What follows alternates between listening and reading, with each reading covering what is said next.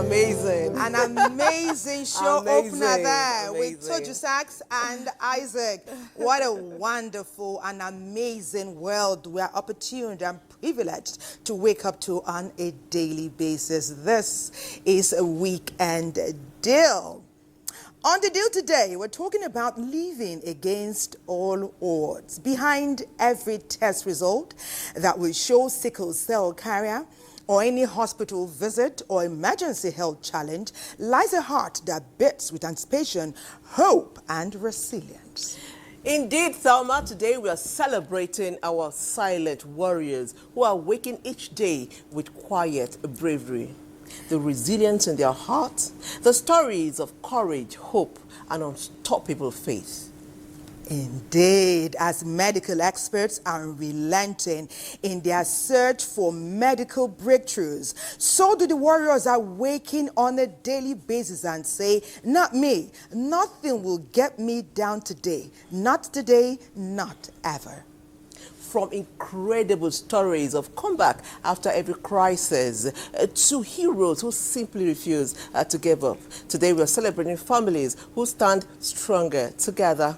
It is your favorite weekend show, Weekend Deal, coming to you live from the network service of the NTA. I am Patience Eloyi Abba. Whatever your challenge is, we're asking you today on the show to rise up again, rise up with us.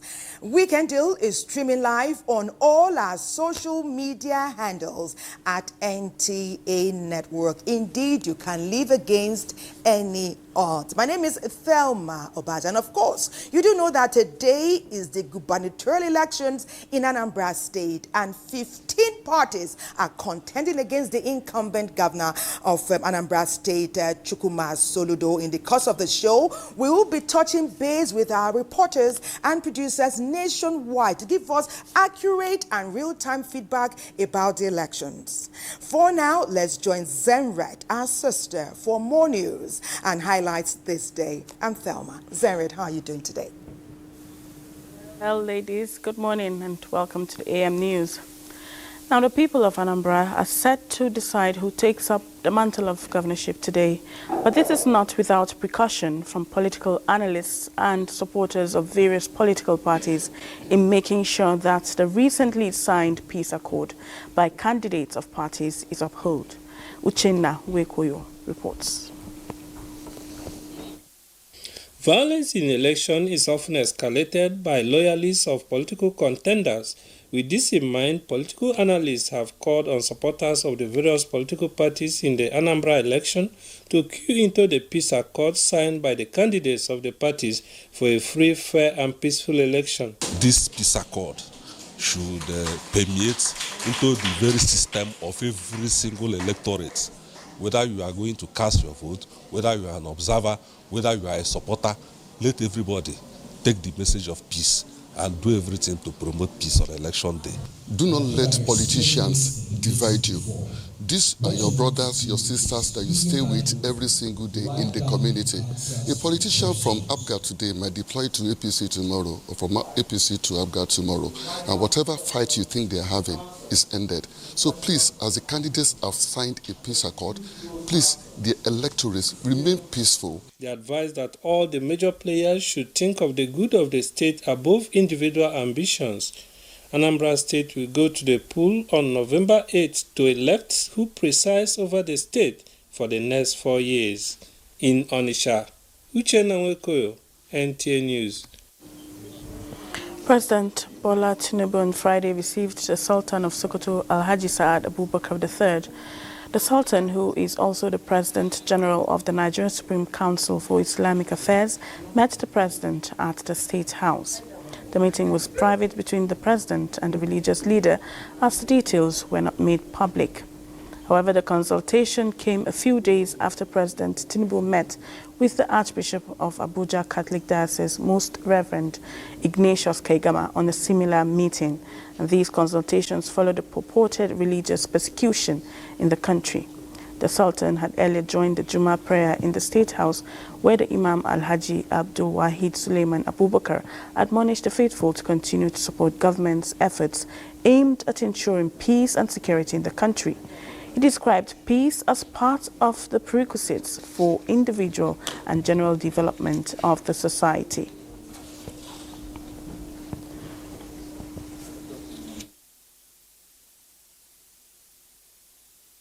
Nigeria's Vice President Kashim Shettima has urged world leaders to move beyond pledging to taking reasonable action in tackling climate change and its attendant natural disasters that claim innocent lives across the globe. He stated this during the Leaders Climate Summit at the ongoing 30th Conference of the Parties in Belém, Brazil. State House correspondent Abdurrahman Jibrila reports. Vice President Kashim Shettima, representing President Bola Tinubu at this annual climate conference, received by the Brazilian President Lula da Silva, reaffirmed Nigeria's global climate leadership with a commitment to achieving an emission reduction targets of 32% by 2035. The unveiling of the National Carbon Market Framework and Climate Change Fund forms the core of Nigeria's climate finance architecture, designed to attract billions of dollars in clean energy and adaptation investment. Through these efforts, we are powering small businesses, promoting clean energy, and transforming agricultural waste into opportunity. Nigeria's geography, from the Sahelian plains in the north to the mangroves of the Niger Delta, reflect nature's generosity and reminds us of our responsibility to preserve what sustains us. This is why we are investing in climate-smart agriculture, livestock transformation, and sustainable land use practices that reduce conflict over resources and enhance food security. Brazil's President Lula da Silva said it will take a collective effort for the world to fight climate change, emphasizing that fighting climate change must be a priority for every government and individual on Earth. At COP28 in Dubai, countries committed to transition away from fossil fuels. No more greenwashing, no loopholes. We must turn that committing into action while supporting low and middle income developing countries that are highly dependent on fossil fuels. Nigeria's third national determined contribution, validated and submitted in September 2025, outlines the country's comprehensive strategy across energy, agriculture, transport, waste and industry, as the decade of gas strategy remains pivotal in powering the transition, balancing natural gas utilization with expanded solar and off-grid electrification to drive rural energy access and sustainable development. From Belém in Brazil, Abdurrahman Jibrila, NTA News. Now, the courage of 22 young women in 1955 paved the way for thousands in a profession once seen as exclusive to men. Now, donning their uniforms, they set a new agenda for the force, breaking barriers and exhibiting the worth in discipline, duty and service. Francis Form tells the story of the female folk in the Nigeria Police 70 years after the first enlistment. Thank you very much for those questions. This briefing kickstarts the itinerary to honor the pioneering spirits of the first female officers, trailblazers who defied cultural barriers and societal norms to make history. Their legacy, like seeds sown in the sands of time, has germinated into a garden of gallant women officers, serving with pride, and today, the force celebrates the impact of their service in promoting community safety and peace building, as well as how they evolve in leadership positions, operational duties, and special units. Their contributions, often made in the face of adversity, deserve not only our recognition, but our celebration. We also aim to inspire future generations of young women to see policing not just as a career, but as a calling, one that empowers them to serve, to protect, and to lead. And we expect renewed interest among young women in pursuing careers in the police.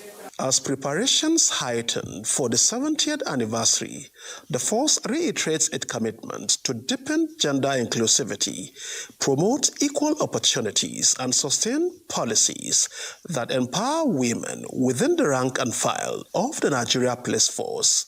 Francis from NTA News. And in a move to tackle unemployment and empower young Nigerians, the Nigerian Association of Chamber of Commerce, Industry, Mines and Agriculture, NACIMA, has partnered with the Gießen-Friedberg Chambers of Commerce in Germany to create new pathways for youth employment and skills development. Muplang Dakok reports. Youths constitute about 70% of Nigeria's population, yet unemployment and underemployment remain major challenges confronting them. This partnership between the Nigerian Association of Chambers of Commerce, Industry, Mines and Agriculture, NACIMA, and the Gießen-Friedberg Chambers of Commerce in Germany aims to bridge this gap by expanding opportunities for youth employment. Already, 18 Nigerians have been selected for the pilot phase of the initiative. We have started now a program to train young Nigerians in the area of hospitality. They already passed the A1 level, and next year they will fly to Germany in order to start their 3 years of dual vocational training. When they have vocational skills, we up their skills, they will become very marketable. So that makes it a very, very good program which we want to skill up and get more young Nigerians, to participate and get exported out of Nigeria officially, and that will help legal migration. Young people can come and do their business, they get support, there's a business center adjacent to it, so they can really scale up their business there and get support from the chamber movement. The collaboration is expected to translate to economic prosperity and improved livelihoods for young Nigerians. In Abuja, Muplang Dakok, NTA News. That's it on the AM News. We'll take a break now. Weekend Deal returns thereafter. Stay tuned. Welcome back. If you're just joining us, it is Weekend Deal, your spark of inspiration and laughter. And we are here every weekend to ensure that your weekend starts on an amazing note. Well, something happened in Otukpo recently where 9 deacons and 2 priests were ordained. And you'll be wondering why we're interested. Of course, we're interested in anything that happens around us, but this is special because one of our own, Francis Ogbe, his elder brother was one of the priests. Younger brother was one of the priests that was ordained. So in the family, we are celebrating. This little story will tell us more.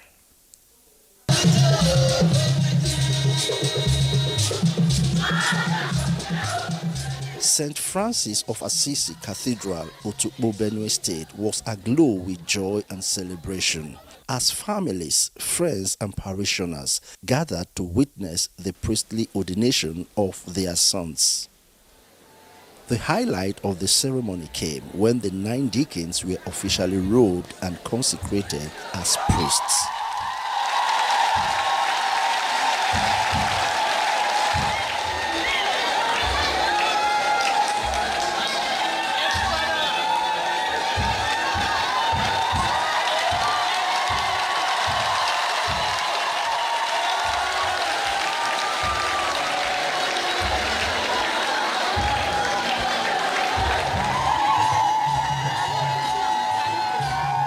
Their joy knew no bound as they danced to the altar in thanksgiving to God for this divine elevation.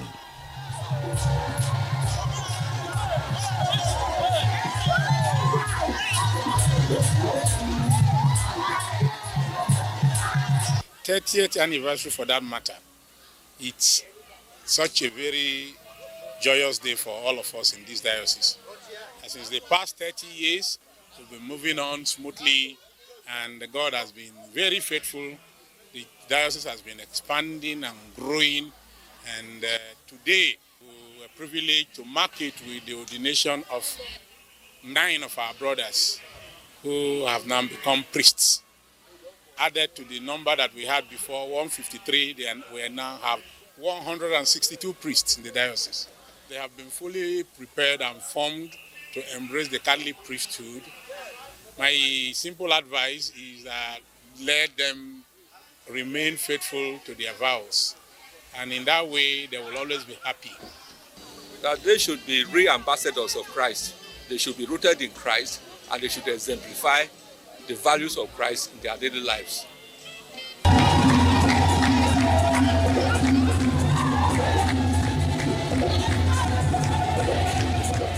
The celebration continued at St. Joseph Catholic Church, Orokam, where Reverend Father Peter Obe and Reverend Father Matthew Uja held their first Thanksgiving Mass.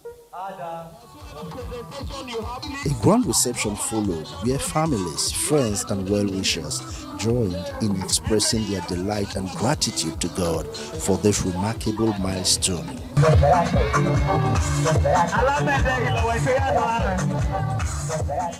Today it's like it was never going to come, but today is here. We give glory to God.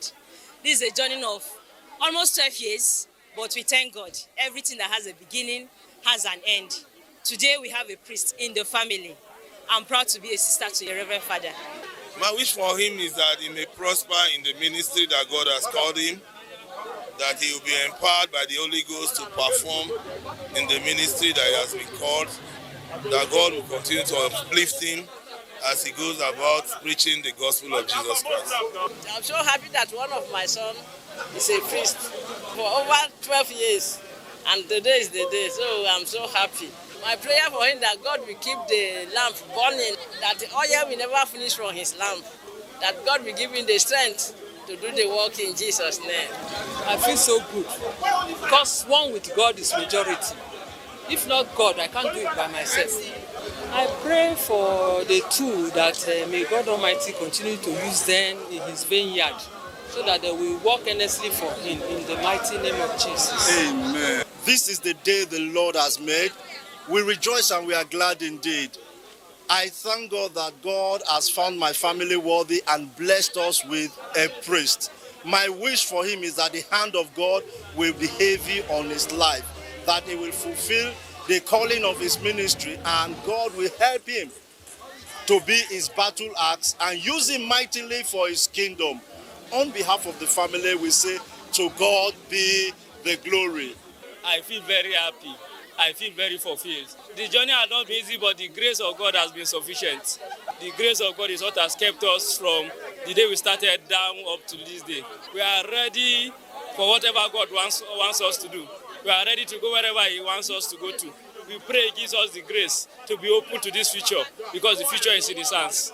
To say I feel excited, I think it's an understatement, because it's actually a day that the Lord has designed.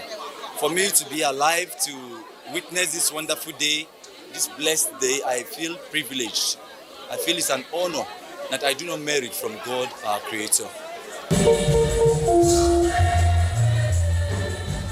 Wishing the newly ordained priests many fruitful and fulfilling years in the service of God and humanity.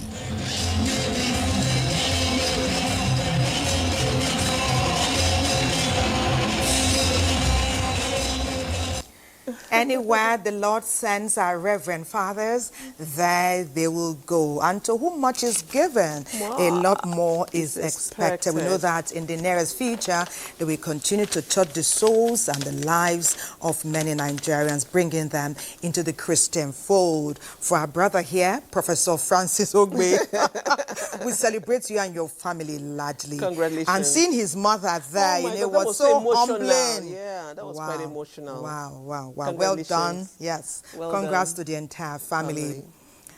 Living against all odds. The odds may seem challenging. They may loom large. But we're telling you today to rise up and to tell whatever the challenge is that I am a warrior. No retreat, no surrender. We go all the way to Jos. Jos makes a very grand entrance. And that's our show opener today. Jos, take it from here. In Nigeria, where communities thrive and resilience runs deep, many families quietly face a lifelong challenge written in their genes, sickle cell disease, SCD.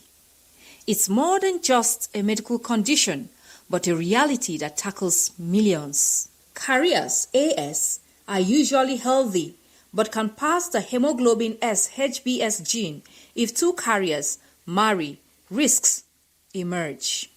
So sickle cell is inherited in a manner where the patient or the individual inherits one abnormal gene from each parent.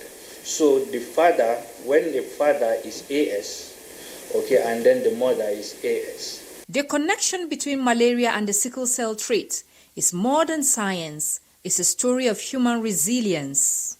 The sickle cell is said to be a gene or a trait that protects particularly Africans or people who reside in an environment where malaria is very prevalent or common. However, in the event the red blood cell is sickled, there is not sufficient oxygen for the parasite, the malaria parasite, to multiply and thrive. And then that now makes it less likely for the individual to have. But in the event they have, it is very common that they can have severe disease, because as long as there is infection or any form of stress, the sickle red blood cell breaks down easily. Based on medical statistics, Nigeria bears the world's highest burden of around 150,000 babies born with sickle cell disease annually.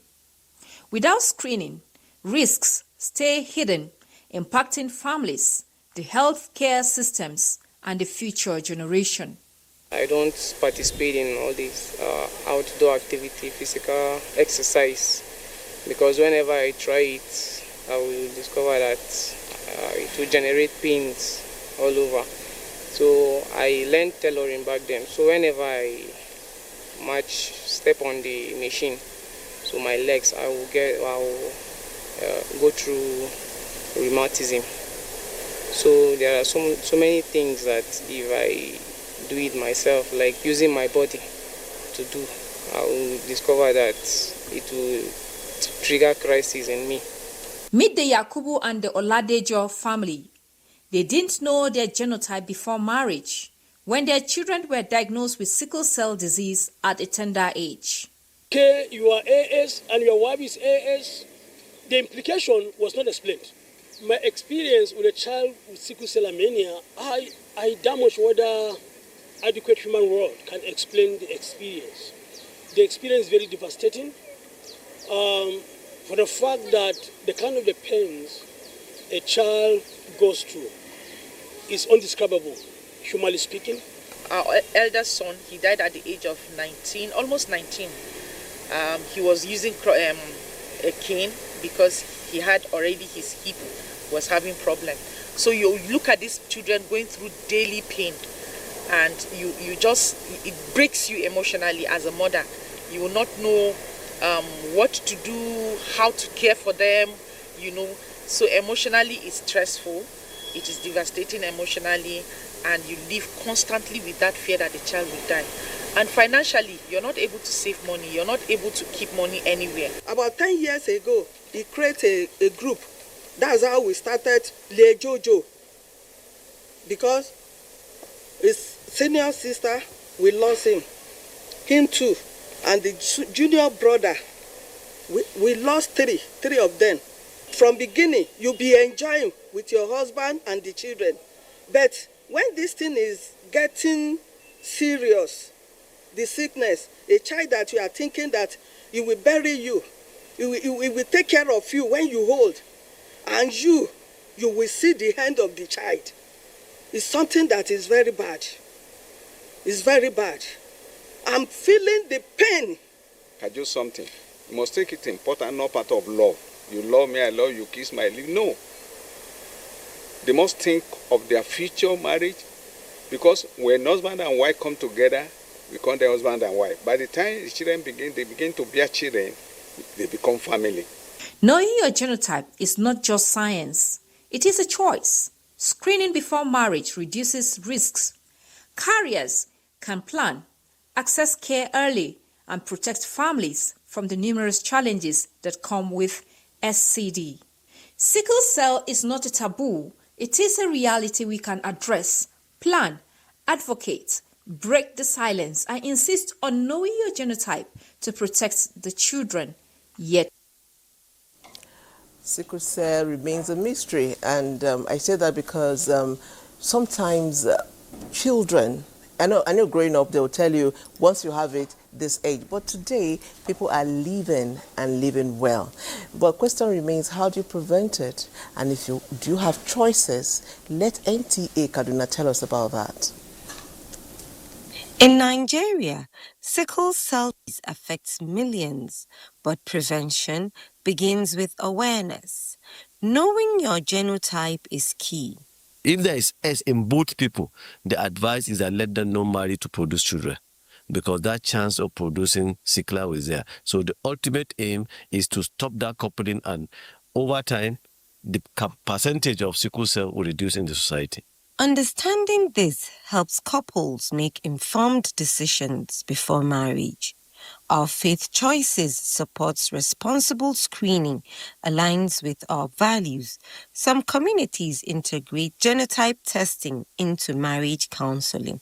Islam encourages and even emphasizes, not encourages, it emphasizes strongly on couples to go for tests before marriage. Is very, very necessary and important, because Allah in the Quran said, don't plunge yourselves, don't cast yourself into destruction. If you know that this thing that you do will place you in jeopardy or danger, it is, haram. It is forbidden for you to go and doing that thing. So the necessity of, tests before marriage here becomes necessary and compulsory. As a senior pastor, I have a counsel that screen them. They ask them questions, and one of the things they ask them, send them to a reputable hospital to test a genotype. If you marry as you happen to produce a child of, I will have SS, there's problem. And some brethren, some sisters, brothers will not agree. Or we tell them that this is what you are going to face, and we'll call a family together, and they will now tell them this is what these children are insisting, and the repercussion and what will happen. It is not time to tell what the repercussions some of them will have told them and they refuse to do. We've also seen those who have agreed and the result is good. Balancing emotions with scientific advice is challenging. Love each other, but our genotype is incompatible. It's a tough decision to make. Government, schools, faith institutions can promote awareness and screening. Prevention is possible with awareness and informed choices.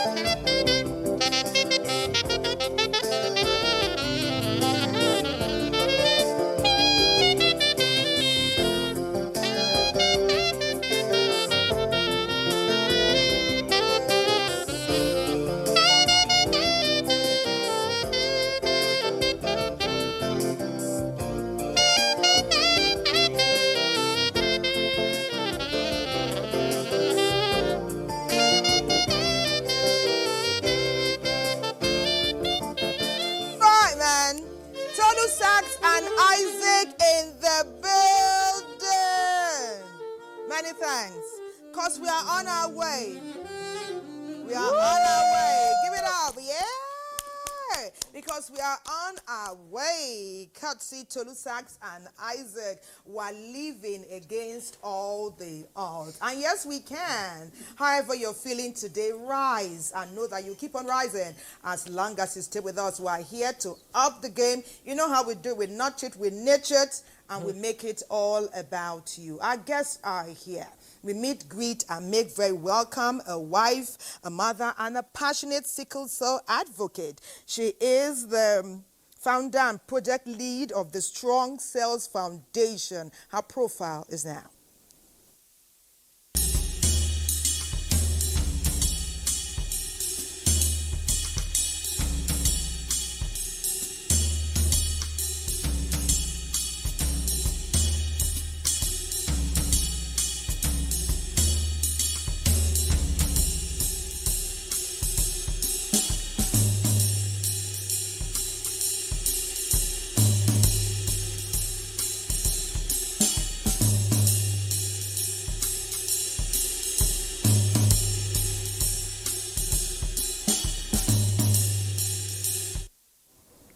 You're welcome to Weekend Deal. Those pictures are hot. Thank you very much. You're so welcome. She's not alone. There's another very pretty, amiable young woman sitting by her side. She is Ambassador Gwen Anate. She is a project manager, health and community well-being advocate. Let's see her profile.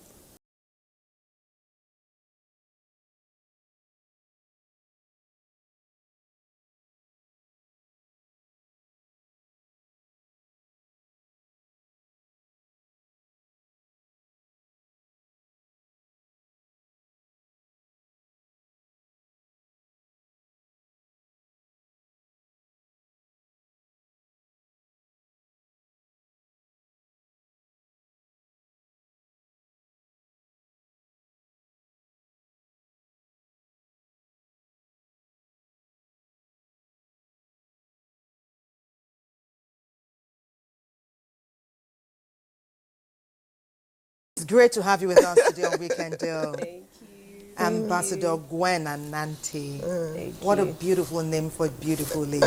Thank you. And most importantly, for a beautiful, laudable cause. That's why we're gathered here today, to give hope and succor and encourage those who are persevering that they truly can. We're talking about living against all odds in terms of health, whether mental, whether physical. You know, people are living with daunting challenges, but we're telling them that there's hope and they're all warriors. Tell us about your experience working, encouraging people so far. Have you done it just only in Nigeria or outside the shores of our country? Well, outside the shores, yes. You know, when it comes to living against the odds, I don't like anything that makes me cope. I rather deal with it and rise above it. Because if I use the word coping, how long do I have to cope? So I rather fight it. And, you know, as human beings, we're wired to solve every problem. But not every problem is your problem. So, you know, with spirit of discernment, you could say, not today. This is not for me. I'm not even going to pay attention to any of this. And most times you find out that particular problem that you were killing yourself for just solves itself. And then you wonder, so why was I stressing myself all along? So most times I try not to like head first, oh, I need to fix this, I need to fix this. It's not all is my problem. Yeah, so if I wake up and say, oh no, not today, I'm not dealing with this, not today. You know, it's an energy shift. Something shifts instantly. I don't know, like, you know, life is mysterious, and life is also energy. So when you tell your mind that shift happens, and for some miraculous reason, something good might just come up. Be it a call, you know, something that will take your mind off it, and then you find out that you're busy at the end of the day. You're like, oh, what was that earlier today? and you can't even remember what it is in the first place. Or sometimes it's been fixed by itself without you having to have sleepless nights, miss your meals, and lose weight. Because frown, stay bitter and despondent. Pass it to everyone around you. Yeah. Okay, that just tells me that we need to choose our battles. Not every battle you fight. Yes. Just choose your battle. No, not today. You go that way. You go that way. I'm going to go this way today. Yes. That's amazing. Yes. So, Hawa Usman Sani, I do know that you're doing an amazing job. It's a Strong Self Foundation. Tell us what propelled you to that direction. What started it for you? Okay. I am a sickle cell warrior myself. Whoa! Give it up for you. Thank you very much. And I'm 42 years. Wow. And I grew up in Lagos. And I know the battles we faced with the crises, the complications, needing blood occasionally, and what my parents had to go through financially and everything just to make sure that I'm intact. I know my mom has struggled a lot, and my dad, to make sure that I'm okay. Educationally, career-wise, sickle cell is something that could drain you if you let it. But I must mention something. Sickle cell can be subjective. The struggles may be different for everybody individually. So, what pushed me to do Strong Cells? I believe that's the question. Yes. I grew up with all the struggles, and then I saw other sickle cell patients. I'm like, this is not the kind of life I want to live. I see it draining them. It kills you in such a way that you do not want to go on. You're like, what's the point? The next crisis is definitely going to bring me down, and I don't have anywhere to fall in.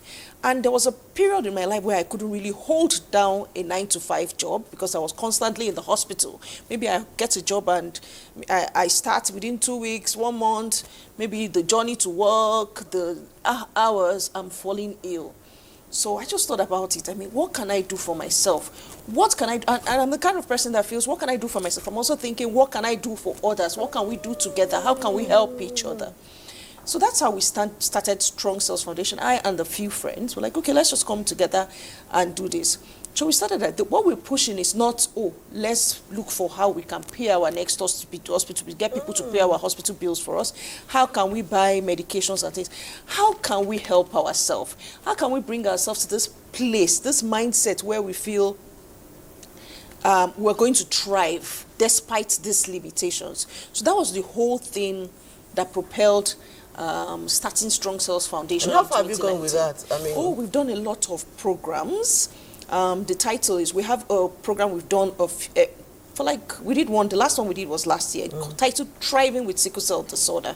So we get a lot of sickle cell patients that are doing fantastically in different fields. I mean, we have people that are industry leaders, top bakers, top directors. Okay, sorry, I'm not cutting you, but you know, in those days we believed that it was your 16. Yes. That's the height you 18, can go. that's 18, what they used to right? tell us, yes. So how have you, what made you overcome? Because I'm seeing many like you, have friends like you. What are you doing differently? Because there's hope. That's what it means. Okay. Yes. What are we doing differently? First of all, is the mindset that I can. Which is what she also mentioned. Yes. Mindset is key. Yes, There's a shift. I can be. And there's a willpower.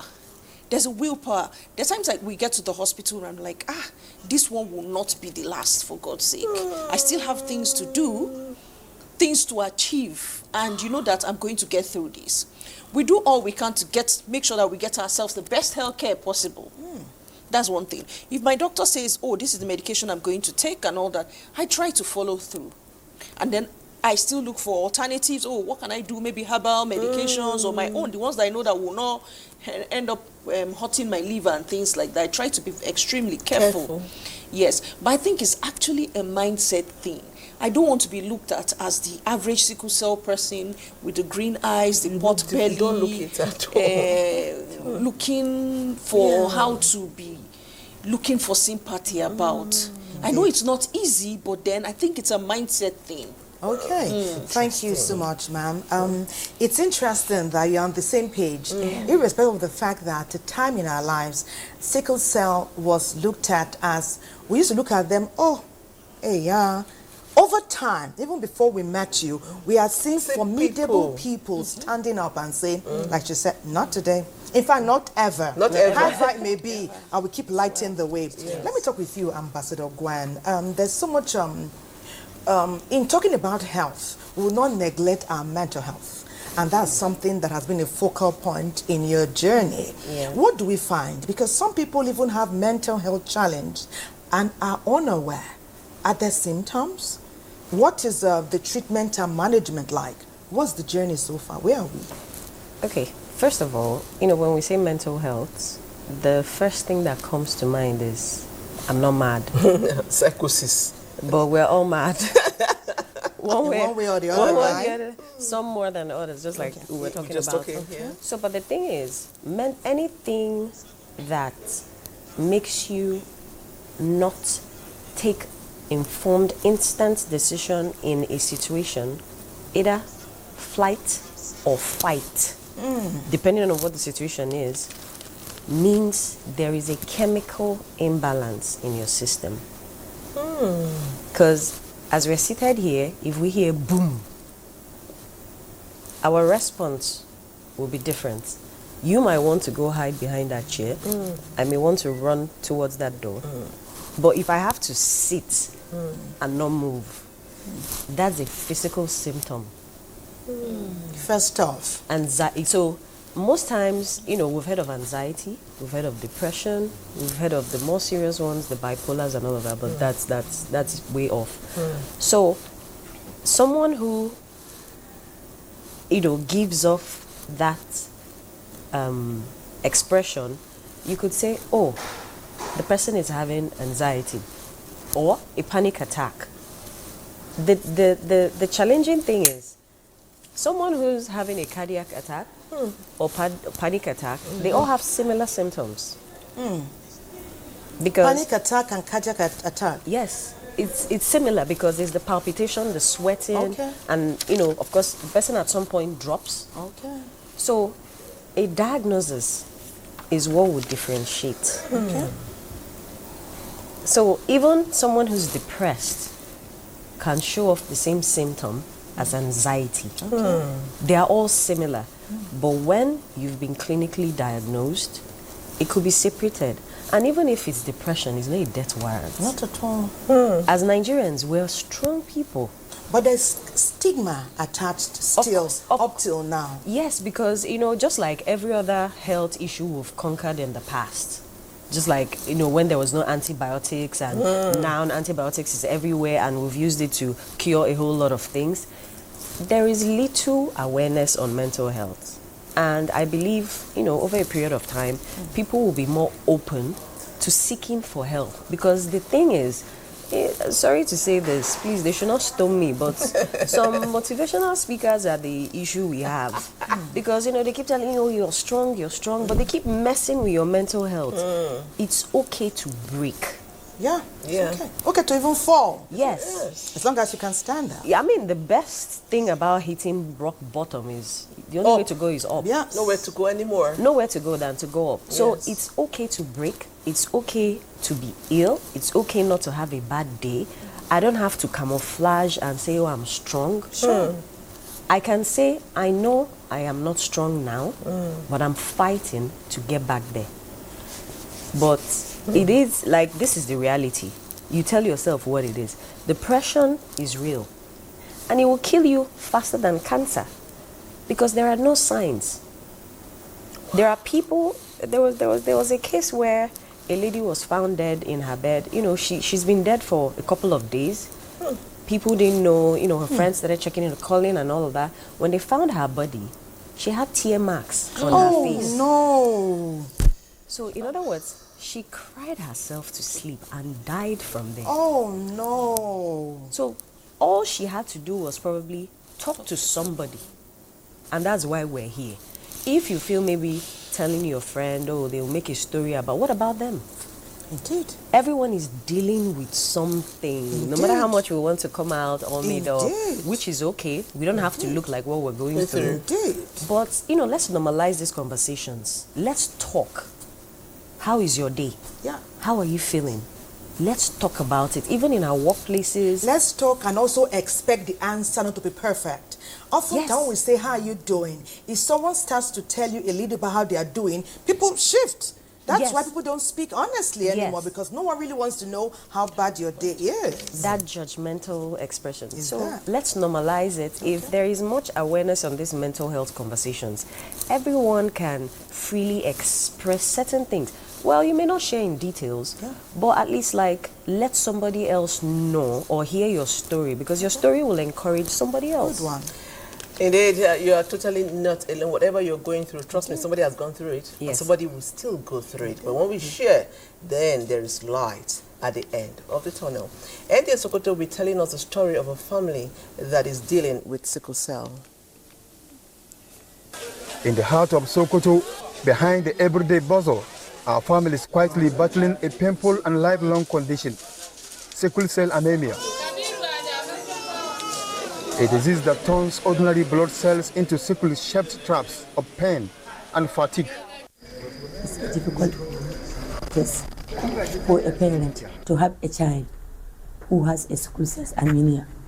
That particular parent, they are supposed to work hand in hand with both the father and the mother to raise that child in a good way, because it's a disease that can surprise you at any time. For 18 years, Shafatu Muhammad has fought tirelessly to keep her son alive with sickle cell anemia. Through sleepless nights, hospital visits, and daily struggles, she never gave up hope. He is my first child. Most times, doctors says you only notice a sickle cell patient after 6 months of birth. But in our own case, we noticed it while he was 3 months, because his legs seemed to have no bone. Before a child can have sickle cell anemia, the father must or most likely be having what we call the genotype of the red blood cells to be AS, while the mother is also AS. So with this, the child is likely to now have hemoglobin genotype of SS. Sokoto State records one of the highest rates of sickle cell in northern Nigeria. Doctors say hydration and regular checkups can reduce complications. Okay, in some cases, we may need to exchange their blood. Get a blood that is good, normal hemoglobin, AA, transfuse them with it. So this will make them to stay for a long period of time before they start having crisis. There are also cases of children having to miss schools. Teenagers face stigma, while parents live with constant fear of the next crisis. At times, if a child went to school, you prepare him to school. When at school they will call you. They will just say the child just fall down in the class, or he's sick. They brought him at home. Maybe you are at work or your husband is at work. Lokacin da ya shiga adolescent stage in shi, so ina tunanin ko saboda hormones in shi. When he enters his adolescent stage, possibly because of hormonal changes, he encounters more crises than before. Now he hardly sleeps, and there is frequent blood transfusion for him now than ever before.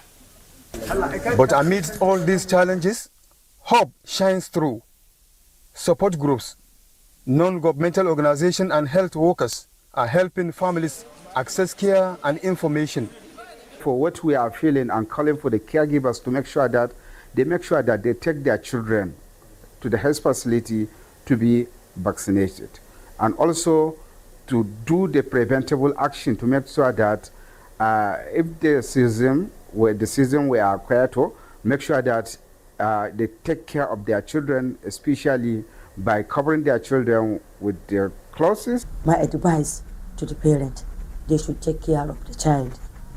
What the child is supposed to eat, where the child is supposed to sleep, supposed to carry him to the hospital, more especially to attend that clinic.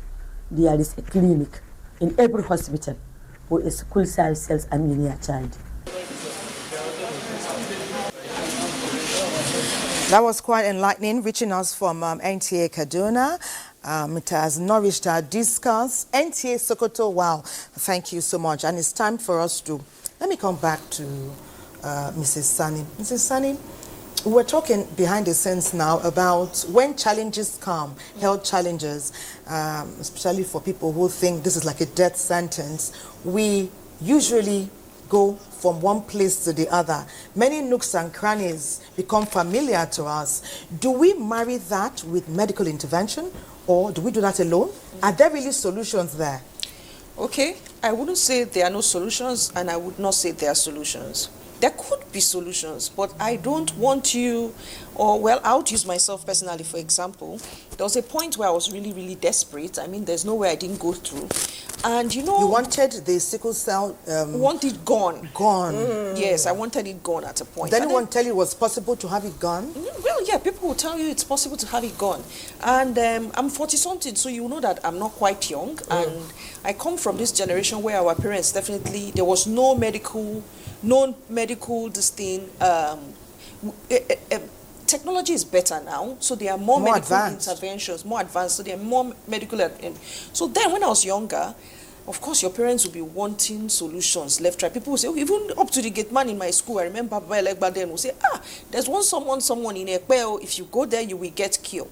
My parents would take me there because they loved me so much to be looking for solutions. Are you an only child? No, I'm not. You had siblings? Yes, I had siblings. Is there any other warrior in your family? No, I'm the only warrior in my family. And as I grow older, two friends will tell you, oh, there's somewhere for cure. There's this person, prayer person, oh, come, let's go there. You would go. Some of them will tell you some ridiculous things to do, and then I'll be like, hey, I can't do this. Some you will say, okay, let's try. Then I believed, I saw that some of those things that I was trying to look for solutions would be draining me mentally. And at the point of draining me mentally and emotionally, it will lead to a crisis. I mean, there was one time like this, I went for 3 weeks, deliverance. I went like, yes, I am a Muslim, but then somehow I got convinced to go for this prayer session. And we came, they said 2 weeks at first. I kept coming every day, early morning till like 12. You will stand for hours. Imagine that. Standing for hours. They will say you should fast, you will do this, you will do all that. At the end of the 2 weeks, they said, oh, that they've seen the cure. Remaining 1 more week. We did the extra 1 more week. Then they said, oh, you've been permanently cured. Do you know, immediately after they did the Thanksgiving for the crisis. In fact, I've not seen the type of that crisis. Yes, the stress you have been through is enough for anybody says to. It was bad. That was when I started giving myself brain small. So there are some like this. They'll say, oh, there was one time that it went rampant. They said one papa somewhere has seen one solution that there were these drugs from Katsina or Sokoto. I'm sure every sickle cell in Nigeria, patients in Nigeria bought it because people from abroad were calling me that Hawa, there's one cure here, oh, I don't mind paying for it for them to send it to you. They will send the thing. It didn't work. So, yes, what I do now Did you have mental health challenges at that time? At that time, yes. There was a time where it really hit me was I had, after my marriage, my pregnancy, I had some serious complications. I was in the hospital a lot, you need bloods and this. Eventually, I lost the child. And that one hit me really bad, really, really bad. So it was a different ball game entirely. You had to process that post-trauma stress disorder. What was your support system at that time? Okay, my support system, I would say thank you for my mom, my husband. They've supported me immensely. My mom would leave everything at the drop of a hat or a call. Hawa is not feeling well. She would run down to take care of me. So my family has been great support system. And then God has really blessed me with good friends. They'll just say, oh, Hawa, you're not feeling well. There was a friend, my friend Hilda, just recently. She was like, I don't like the way you're sounding. Around May, April, I had some complications that I had to take treatment for. And then I did some MRI and everything. And there were some complications with that.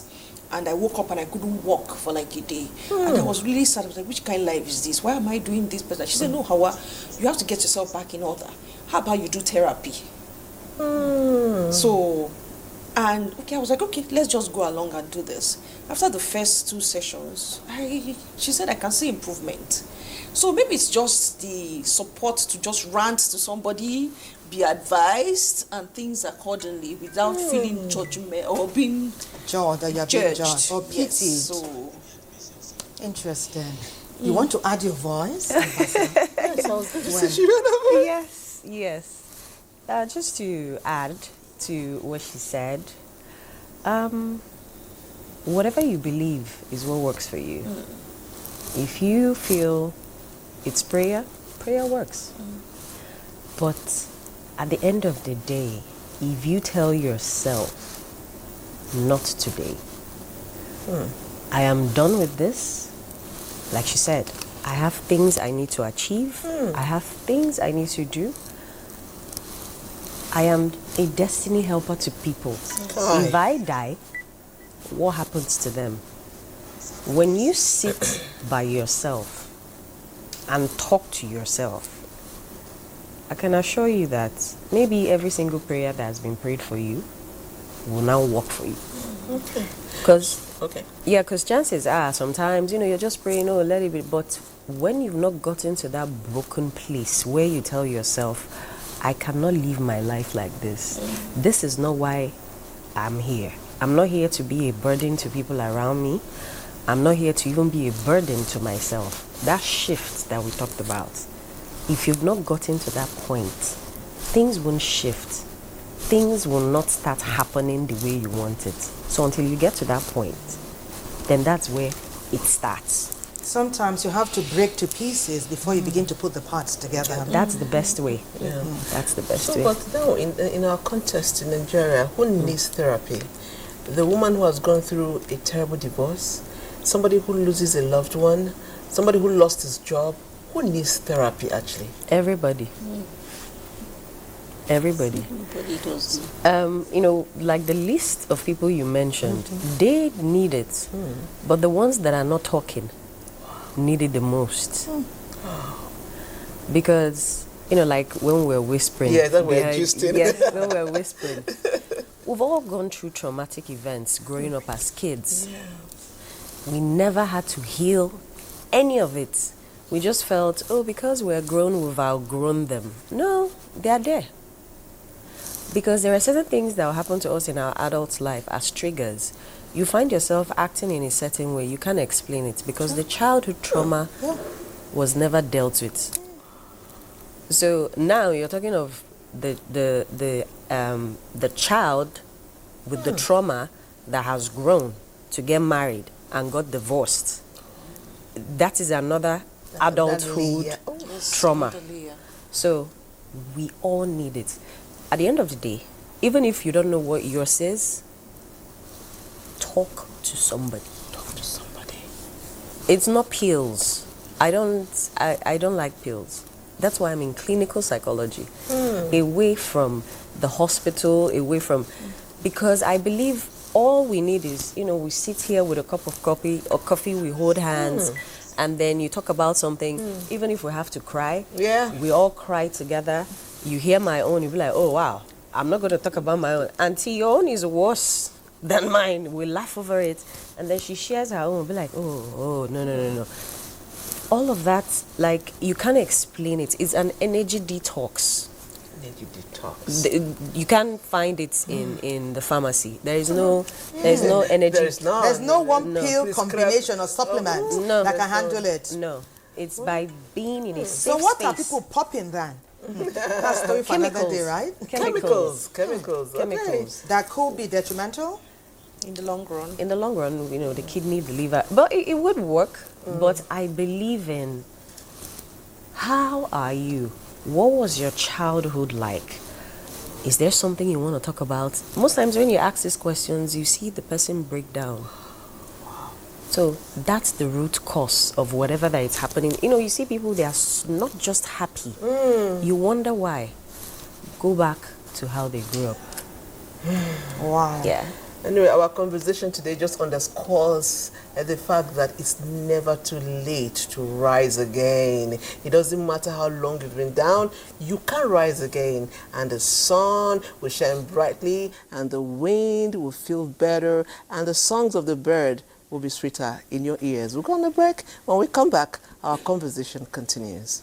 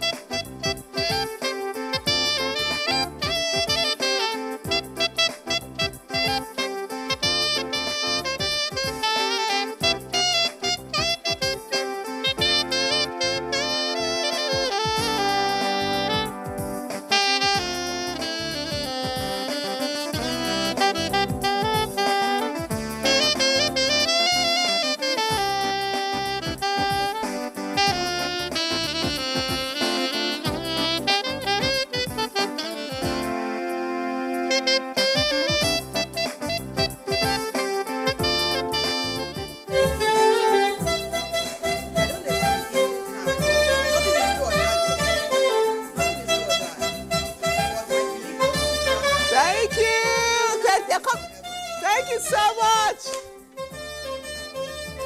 Woo! Salutax, thank you.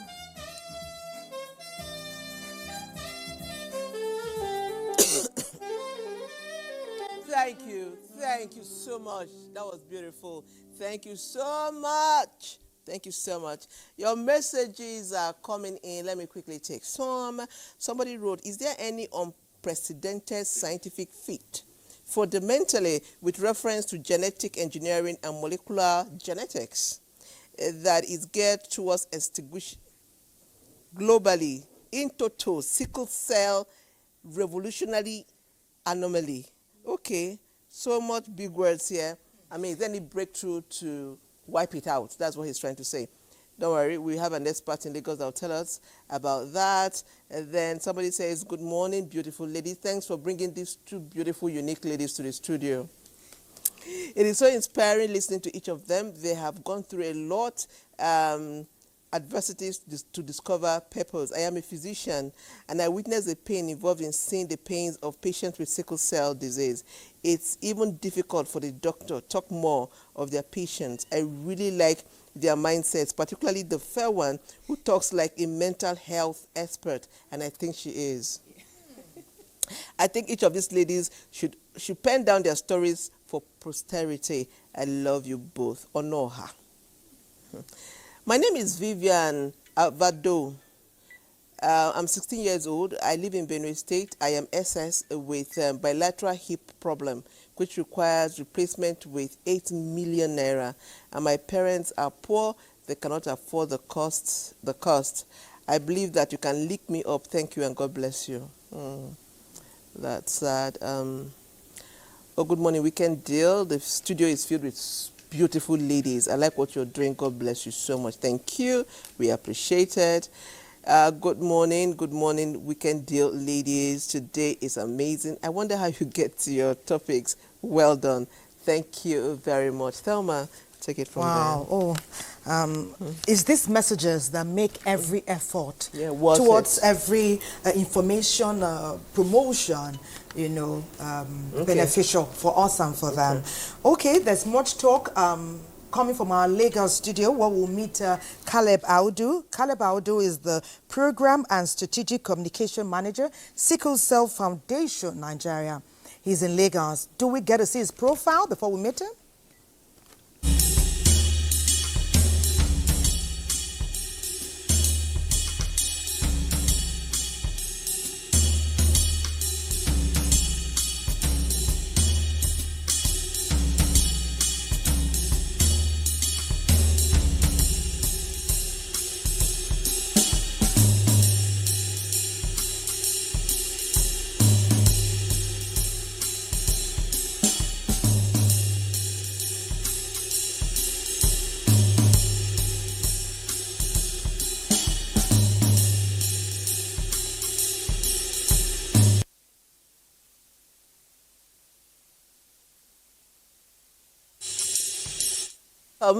Welcome, Mr. Caleb Audu, to Weekend Deal. It's a pleasure to have you. We heard that you had some traffic problems. That's why you came in a bit late, but to say thank you so much. I do know that you're working with a foundation that has to do with sickle cell. Just tell us straight, what is your foundation doing as far as breaking new grounds in discovering treatments and the things you do for people? In discovering treatments and the things you do for people. Thank you so much for having me this morning.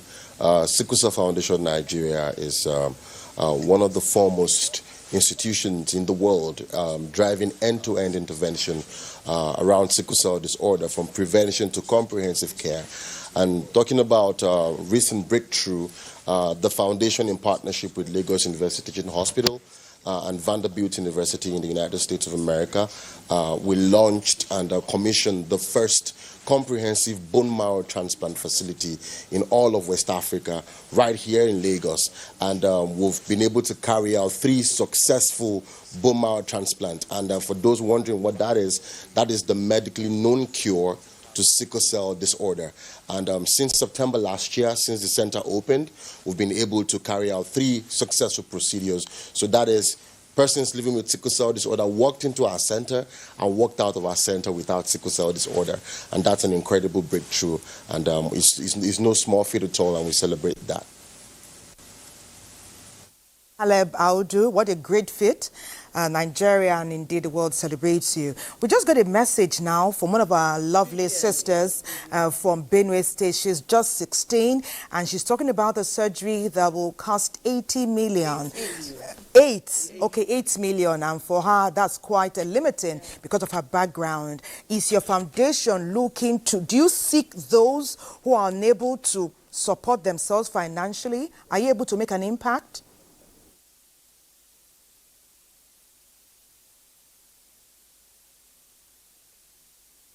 Oh yeah, we do. Over 30 years, Sickle Cell Foundation Nigeria is a 30-year-old institution. And for the last 20 years, Sickle Cell Foundation support hospitals across Nigeria. In Kano State, for example, we partner with a hospital, I'll withhold the name, where over 80,000 patients registered there are living with sickle cell disorder. So we drive patient relief programs to cover for hip replacement surgeries, like this one as well, free routine drug administration, genetic counseling. We train caregivers with skill acquisition programs, and generally we look out for the general welfare of persons living with this condition in Delta, or your state, Edo State, Kano State, even at FCT, we've been able to adopt healthcare facilities where we take care of patients living with this condition. Our vision is to alleviate the burden of sickle cell disorder, and we do that comprehensively.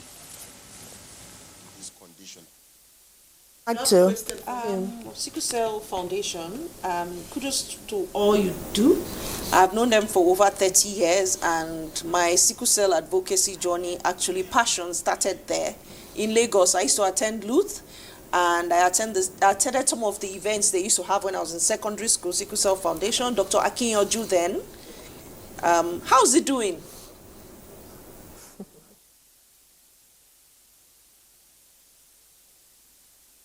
How's he doing? He's doing well. Anything? Not really. I mean, just to commend him on what they are doing. What I was thinking was, Sickle Cell Foundation, we do hear that Nigeria has the highest burden, not just in Africa, but perhaps in the world. Is your foundation working alone? How are you synergizing with other like-minded organizations so that we can truly make an impact on those who need your support?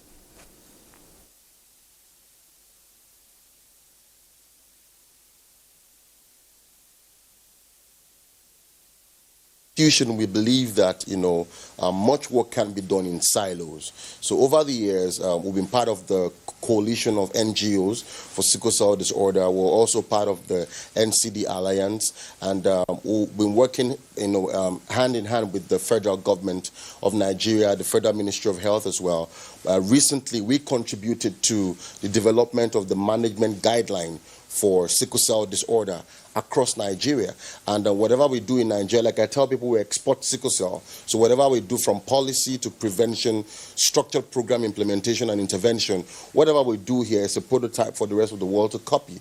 And SCFN, in its own place, as an institutional leader, we've been able to collaborate with stakeholders from private sector, the government, to see that we are able to come to synergy to alleviate this burden, because the truth is sickle cell disorder is not really a global health priority. And even in Nigeria, where we are the sickle cell capital of the world, we are not necessarily getting the level of attention that's required in this space. But I believe that, as we go on with heavy advocacy, and thanks to NTA for this platform as well, we'll get more interested parties coming on board so that we can join hands to change the current narrative in our country. Yeah. Somebody like Vivian, I'm sure she's dancing in her house right now, knowing that if she connects with you, there is hope. God bless all you do. We'll go to Ilorin now, and then they will be joining the conversation. NTA Ilorin, take it away.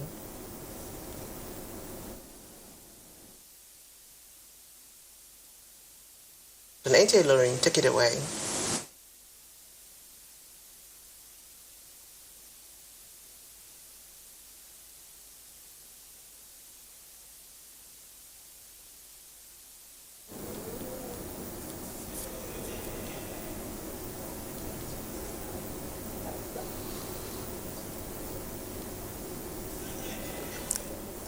Just ask for NTA Lorry is ready for to join the Yeah. conversation. Yes.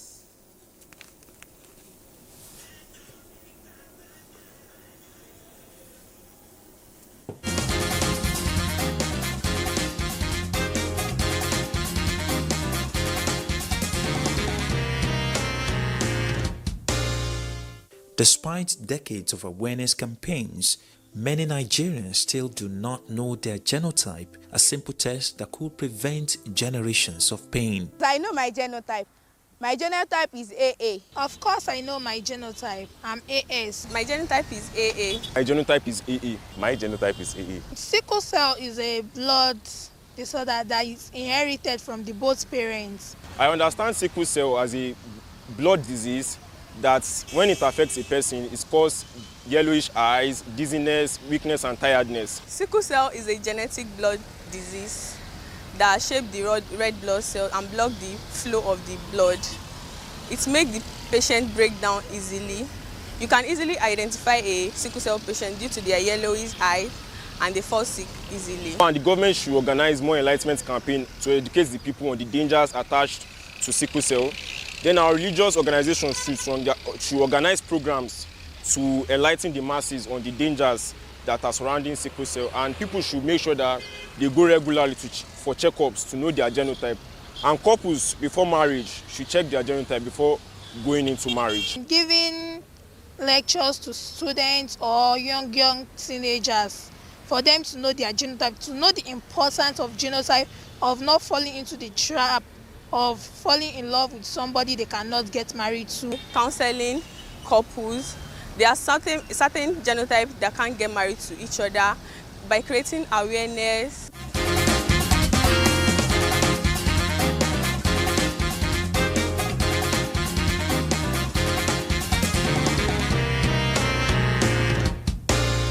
This is Titilayo Makinde Bamidele, a sickle cell warrior. She believes that stigmatization, among other factors, remains a major contributor to the persistence of the disease. Certain religious beliefs, stigmatization are some of the reasons why, sickle cell continues to grow. A stigmatized sickle cell warrior would not want to educate another person about the disorder because they do not want to be stigmatized. So if stigmatization can be brought to zero when people understand the disorder, when people understand that there's religion and there's medical facts, we'll do better as a people. Physically, the child is is having recurrent illnesses, painful crises. Sometimes when you see them, they are in pains, they are not growing well like the other children. Sometimes their growth is slow. Most of the time they are in the hospital, admission, getting blood transfusions and the rest. So it's better we avoid it. In Nigeria, where faith shapes choices and relationships, the role of religious organizations is crucial in curbing sickle cell. Islam has encouraged us to shun whatever we have been given red flag on. The Quran is explicit on that. The Quran has said categorically in chapter 2, Surah Al-Baqarah, verse 195, that وَلَا تُلِقُوا بِهَيْدِيكُمْ إِلَّا تَحَلُّكَ. Whatever you have seen or you have known or discovery has revealed to you that this thing is leading to perdition, is leading into destruction, is leading into hardship or suffering, then do not plug your head into it. And when we talk about health now, it is not just about them. The church will ensure that the children that you may likely give birth to in future, you don't put them at any risk whatsoever. And that is why proper tests will be conducted before the marriage to know and be sure that in no way would you put the innocent child that you give birth to in future at any risk. So if your genotype is not compatible, such union will not be encouraged. Ending sickle cell begins with knowing your genotype, making informed choices, and offering compassion rather than discrimination. There is hope in every test conducted, in every story shared, and in every life saved. Nigeria can break the cycle. The time to act is now. The time to act is now, and good a thing we are acting. We're not taking this lightly at all. We're heading back to Lagos now to wrap up our conversation with Mr. Audu. Mr. Audu, I know you're there and you're listening. And good a thing that Vivian now has hope. She has soccer. She'll be reaching out to you after the show, thankfully. But would like to know, what does the future hold? We know that you need financial support. You would like well-meaning individuals. But besides that, what else would you require to truly touch the lives of as many Nigerians as possible?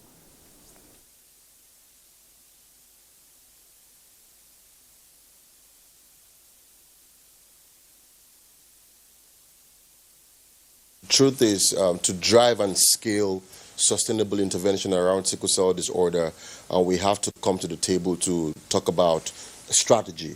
And we have a program called the Integrated Health Initiative that speaks to prevention, because from the documentary I just saw, there's the need for strategic education across our schools in the country. So I'm actually proposing that we're able to introduce this into our school curriculums, where kids, from an early, stage in life, they are able to know about sickle cell disorder. Quality, accurate education is disseminated across the entire population.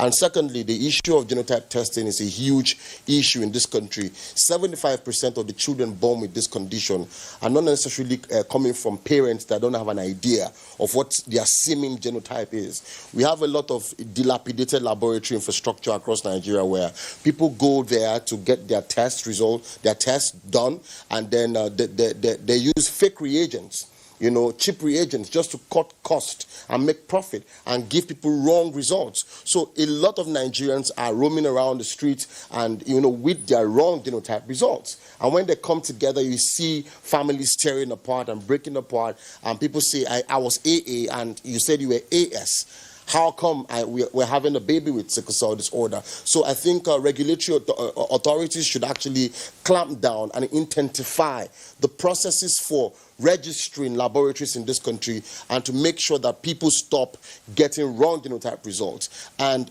for the issue of comprehensive care, I think we need to look at our primary healthcare facilities. Let's see how to improve the sickle cell clinics, rehabilitate the sickle cell clinics where people can come and have access. First of all, we need to deal with the access to health issue.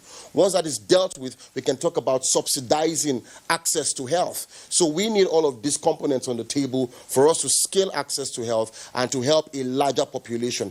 And for the cure for sickle cell disorder, the truth is, across the globe, it's super expensive. But in Nigeria, at the center, in collaboration with Luth, we're rendering the cure for sickle cell disorder right now as it stands. But you see, so many people cannot afford it.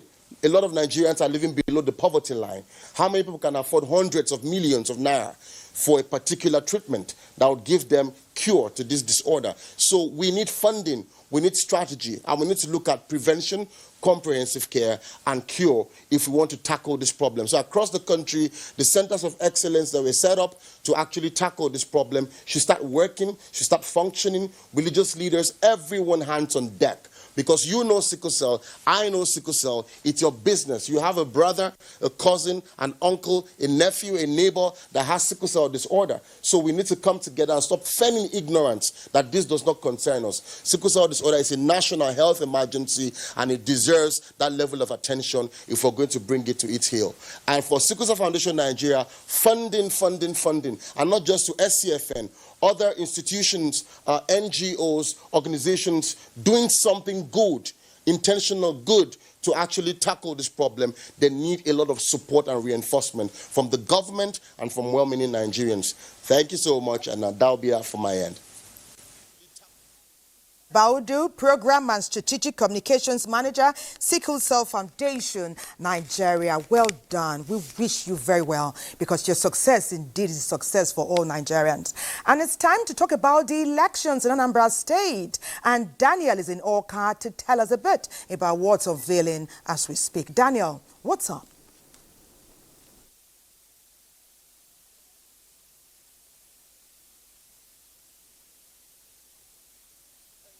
And welcome to Okadi, Anambra State capital, where about 2.8 million voters are ready to determine who sits in the government house for the next 4 years. Here at Enugu, Uwokwe Primary School, the voters are very enthusiastic. Before 8:30, the time stipulated for the commencement of the election, we voters have already lined up here and they are waiting to be part of the electoral process.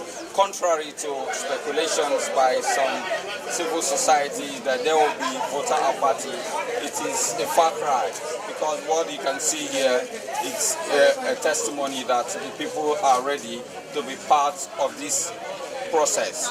Before now, you can see that all the materials were ready before 8:30. Both the polling units were set, the electoral materials, the ballot papers, and even the security agents, like the PCU in charge of the election have said before now that there will be 3 policemen at each polling unit. The security men are on ground. You can see more than 3 policemen, even beyond that, in all the polling units here. We have up to 3 polling units in this place. Thank you very much, Daniel. It's quite enlightening to get the gist from Oka about what's happening with the gubernatorial elections for 2025.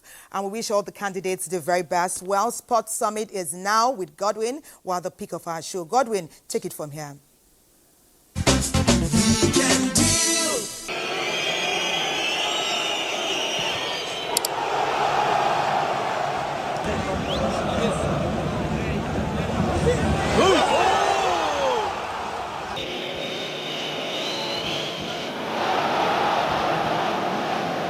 What can we do without this young man as far as the Super Eagles are concerned? Scoring 3 goals for his club Galatasaray against Ajax. The coach of Ajax has just been sacked because of Victor Osimhen. On this edition of the show, Sports Summit on Weekend Deal, we're talking about Victor Osimhen, the Super Eagles, and our playoffs game against Gabon, and of course, my mind tells me, Cameroon. My name is Godwin Enagna. Thank you for joining us on another edition of Sports Summit on Weekend Deal. What makes a true leader in the game? Is it being the first to start? For over a decade, one name has always led in front. That name is Bet Naija. Bet Builder, Bet Freeze, One-Up, Bet Boom. Not just features, but unbeatable odds on over 300,000 live matches. You're playing to win. Just another reason why Bet Naija is truly Nigeria's #1. We decided to reach out to the man who speaks for the Super Eagles of Nigeria. His name is Promise Efoge. He's been here many times, and at a time like this, with just less than 4 days to the big game against Gabon in Rabat, Morocco, we had to talk to him. Promise, thank you so much for always obliging us. All right, thank you so much, Gordon, for bringing me on your show today. We're counting down to the World Cup playoffs in Rabat, Morocco, and that is the mood at the moment. This is a very serious game, Promise. When are the Eagles storming Rabat in preparation for this big game against Gabon? Well, Godwin, you know that Coach Eric Schell released a list of players, a list of names that will prosecute the next round of games that was on Thursday. We had our players active for their clubs midweek in the Champions League, Europa League. Others competed in the Conference League.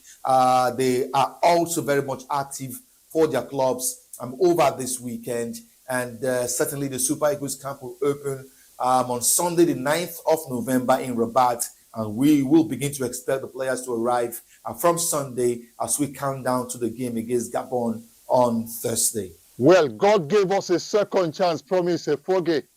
For some of these players, this is the biggest game they will be playing in their entire career. Club-side national team of Nigeria. How ready are they? Well, Godwin, readiness will be an understatement. They say he who wears the shoes knows where it pinches. The playoff is a second chance that our players do not want to take for granted. It is a second chance that they want to take with both hands. The games will not be easy set and a target that they want to meet. Well, that's good to know. How much do we know about the Gabonese? Some will talk about Pierre-Emerick Aubameyang? Well, Gabon had a very decent qualification campaign. They are a side that has got a very strong attacking potence. They scored plenty of goals during the qualifiers, but they also have some defensive frailties because they conceded plenty of goals. But you see, as far as the playoff is concerned, all man to his tent. Everyone will be trying to undo the other to see us through to the final stage of the playoffs. Good to know. Promise Efoge. Thank you so very much. Tomorrow is Sunday, and the players are expected to start arriving in camp. Thank you again, and we wish Nigeria all the very best. Thank you so much, Godwin, for having me on your World Cup ticket for next year. Build a Bet Freeze, one up, Bet Boom. Bet Nigeria is truly #1. We wish the Eagles all the very best. My name is Godwin Akane Sports Summit on the network service of the NTA. Keep praying for Nigeria. God bless Nigeria.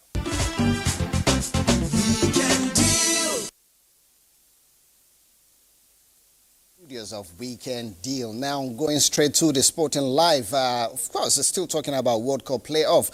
FIFA bow to Nigeria, drop South African ref for Eagles versus Panthers tie after NFF's petition.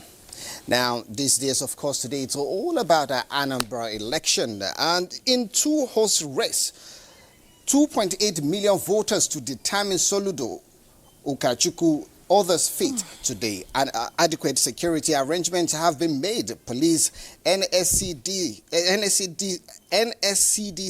assures electorate. Now to the Punch, different headline here. It's all about the new INEC chair. Anambra decides Amupitan faces litmus test as 2.8 million vote today. IG deploys 55,000 security personnel. 98.8% PVCs collected. INEC. Osimhen is behind. Thelma, we're not talking Osimhen today. Trump threat, and this is the Guardian now. Trump threat. Tinubu seeks global allies to boost Nigeria's war against terrorism. Details of all this can be found on page 2. Now to Saturday Telegraph. Yes, I'm rushing the papers because time is not our friend this morning. Now, police deploys DIGs as 2.8 million voters decide Soludo's others' fate. Details of all this can be found on pages 4 and 5. Nigerians in US reject Trump's attack threat. Details of this can be found on pages 2, 3 and 8. Now to the last paper I have with me this morning, and that is Leadership Weekend. And going straight to the leading story. Nigerian military personnel banned from marrying foreigners, barred from marrying naturalized Nigerians. Officers can't marry non-commissioned personnel. Interesting. We're talking about sickle cell, and people are giving the military is given a different reason why military officers cannot marry to foreigners. Give me 1 second. Sule, you're using my eyes. I have 10 bones to speak with you. Osimhen was behind the paper. Osimhen. You said there's no time, but you have time to do this. Transfer case. Court decides on Osimhen case November 20th. Finally, there was other good news. Osimhen here. Osimhen is coming. Joy is coming. Even Davido is coming. Joy is coming. Joy is coming. And I thought we just want to round up. We'll join the Anambra Decide studio where Fisayo is standing by to take us through the event happening live in Anambra State. Fisayo. Thank you very much. I've been enjoying your banter. And of course, as you saw in the headlines, it's all about Anambra governorship election. Now,